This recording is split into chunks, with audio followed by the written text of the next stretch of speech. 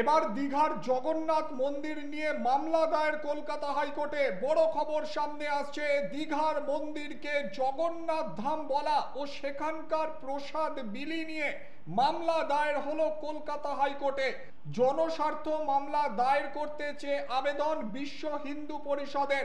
মামলা দায়ের করতে মৌখিক অনুমোদন দিয়েছে কলকাতা হাইকোর্টের বিচারপতি। দীঘায় জগন্নাথ মন্দির উদ্বোধন হওয়ার পর থেকে প্রচুর মানুষ সেখানে যাচ্ছেন, মন্দির দর্শন করছেন। কিন্তু এই জগন্নাথ মন্দিরকে নিয়ে এবার কলকাতা হাইকোর্টে মামলা দায়ের করতে চেয়ে আবেদন করা হলো। মামলা দায়েরের মৌখিক অনুমোদন দিয়েছে কলকাতা হাইকোর্টের ডিভিশন বেঞ্চ, এমনটাই কিন্তু জানা যাচ্ছে।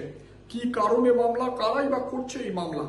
জানা যাচ্ছে বিশ্ব হিন্দু পরিষদের তরফ থেকে এই মামলা আবেদন জানানো হয়েছে।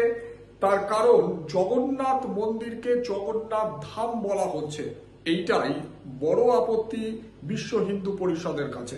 কারণ তারা বলছে যে ধাম শব্দটা যে কোনো জায়গায় ব্যবহার করা যায় না, কারণ হিন্দুদের কাছে চার ধাম অত্যন্ত পবিত্র। সেই কারণে দীঘায় জগন্নাথ মন্দির থেকে ধাম শব্দটাকে সরিয়ে দিতে হবে।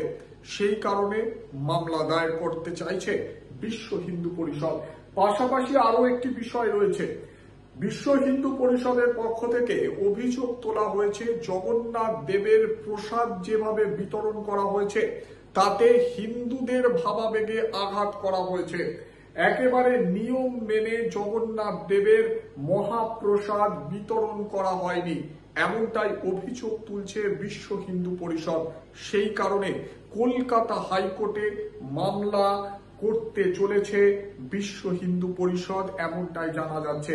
মামলা দায়েরের জন্য আবেদন করা হয়েছিল, মৌখিক আবেদন সাড়া দিয়েছে কলকাতা হাইকোর্ট। পাশাপাশি জানা যাচ্ছে মামলা একেবারে হয়ে যাওয়ার পর পরের সপ্তাহে এই মামলার শুনানির সম্ভাবনা রয়েছে। আরো একবার দর্শকদের জানাচ্ছি, ফের জগন্নাথ মন্দির, দীঘার জগন্নাথ ধাম নিয়ে কলকাতা হাইকোর্টের দ্বারস্থ হচ্ছে বিশ্ব হিন্দু পরিষদ, এমনটাই কিন্তু জানা যাচ্ছে। মন্দির উদ্বোধনের আগেও মামলা দায়েরের চেষ্টা করা হয়েছিল। সেই সময় অভিযোগ তোলা হয়েছিল মানুষের করের টাকা দিয়ে মন্দির নির্মাণ হচ্ছে। সেই সময় কলকাতা হাইকোর্ট সেই মামলা খারিজ করে দিয়েছিল এবং সরকারের পাশে দাঁড়িয়েছিল। আর এবার জগন্নাথ মন্দির নির্মাণ হয়ে যাওয়ার পর ফের মামলা দায়ের হতে চলেছে কলকাতা হাইকোর্টে।